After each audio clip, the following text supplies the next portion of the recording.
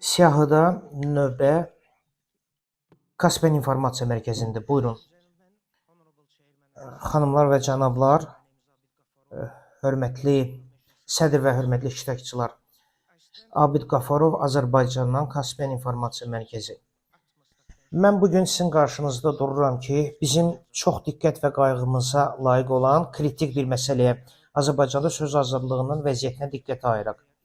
Ölkəmizdə jurnalist və blogerlər apardıqları araşdırmalar və həyati əhəmiyyət kəsb edən məlumatları cəmiyyətlə bölüşmək üçün göstərdikləri fədakarlıq nəticəsində ədalətsiz həbslərlə üzləşirlər. Mən işgəncə hallarına işıq salmaq öhdəliyi götürmüş Kaspen İnformasiya Mərkəzinin təsisçisi və redaktoruyam.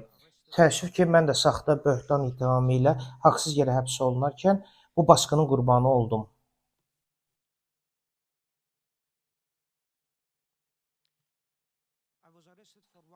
Mən bir il müddətinə həbs olundum. Xoşbəxtlikdən mən bu yaxınlarda azadlığa çıxdım.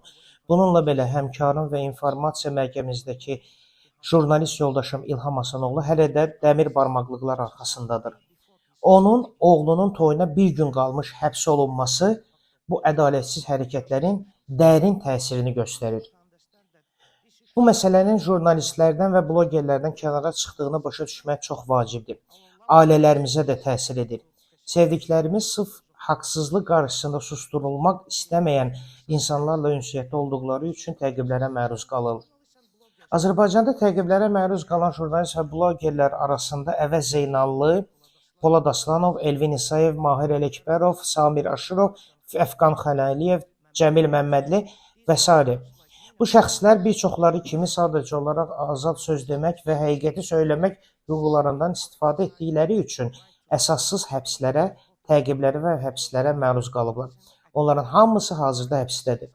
Onların təcrübələri ayrı-ayrı hadisələr deyil. Azərbaycanda fərqli fikrin yatırılması və azad mətbuatın boğulmasının daha geniş modelinin bir hissəsidir. Jurnalistlər hədəfə alınıb, media orqanları susturulub, açıq dialoq və debat məkanı sistemli şəkildə azaldılıb. Əslində, mən bu konferansda iştirakımın Azərbaycana qayıtdıqdan sonra ağır nəticələnə biləcəyini tam dərk edərək bugün burada çıxış edirəm.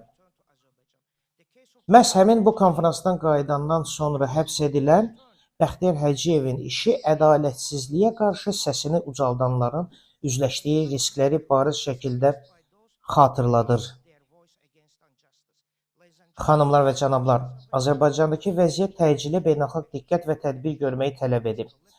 Biz söz azadlığının boğulmasını kollektiv şəkildə pisləməli və Azərbaycan hökumətini öz vətəndaşlarının, o cümlədən jurnalistlərin və fəalların hüquqlarına hörmət etməyə çağırmalıyıq.